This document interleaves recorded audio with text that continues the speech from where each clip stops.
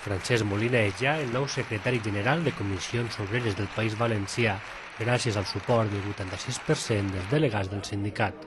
En Alcoià, l'únic candidat al càrrec ha aconseguit 366 vots a favor.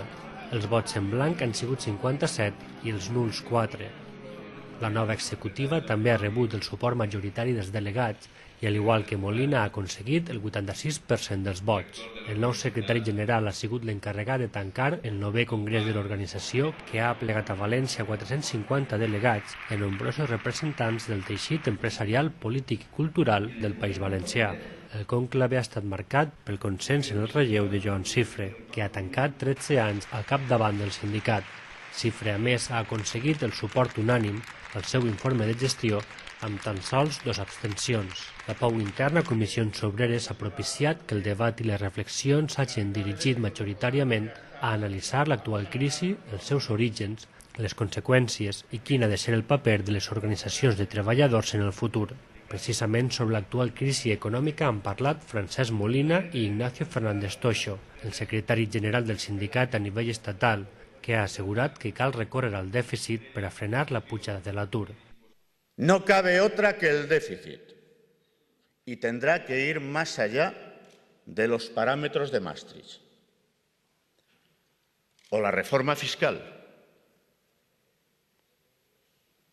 Tal vez haciendo reversibles algunas medidas que con mucha alegría se adoptaron en el pasado reciente y en alguno no tan reciente. Es necesario incrementar la capacidad de recaudación de las administraciones públicas. Yo sé que esto los políticos no lo pueden decir, pero hay que hacerlo. Hay que financiar con déficit o con reforma fiscal las necesidades que este país tiene en materia de sostenimiento de la actividad económica para generar empleo o al menos acabar con esa sangría acelerada de destrucción. Hay quien plantea otras recetas. Lo diré con claridad. Con algunas de ellas no estamos de acuerdo. La crisis que vive nuestro país no tiene sus raíces en la configuración de nuestro mercado laboral. Por lo tanto, en nuestra opinión, no son necesarios ni contratos anticrisis, ni reducción de los costes del despido, ni más flexibilidad para la entrada o la salida del mercado del trabajo. Francesc Molina ha reflexionat sobre la situació econòmica en el País Valencià i els elements que la diferencien de la de la resta de l'Estat. En aquest sentit, Molina ha afirmat que el major pes del sector de la construcció està provocant que en el País Valencià la crisi siga més forta. Si aquesta situació al conjunt de l'Estat apareix, jo crec que el nostre àmbit del País Valencià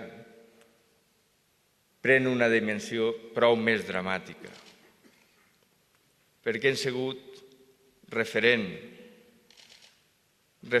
no massa positius quan les vaques eren bones, quan tots traïen pit, quasi que tots traïen pit, dient de lo que creixíem i com creixien.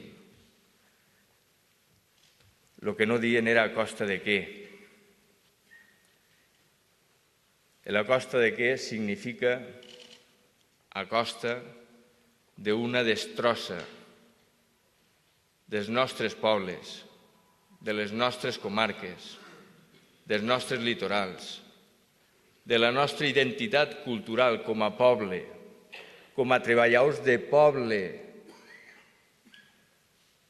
que es despoblen, de les nostres comarques,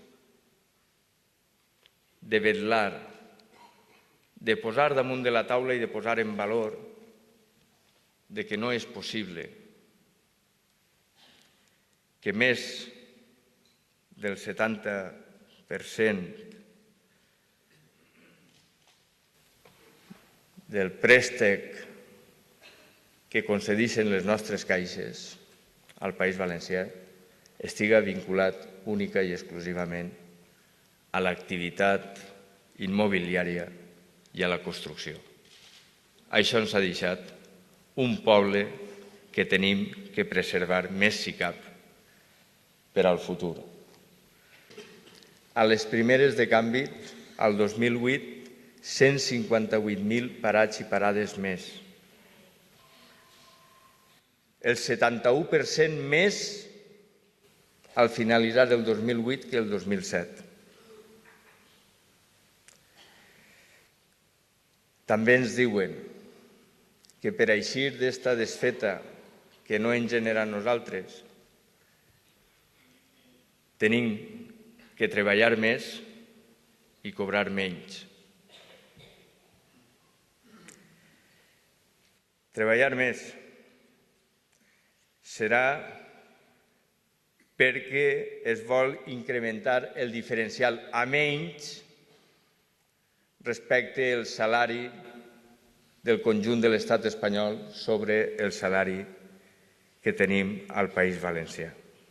El 9è congrés del sindicat s'ha tancat amb la tradicional interpretació de la Internacional.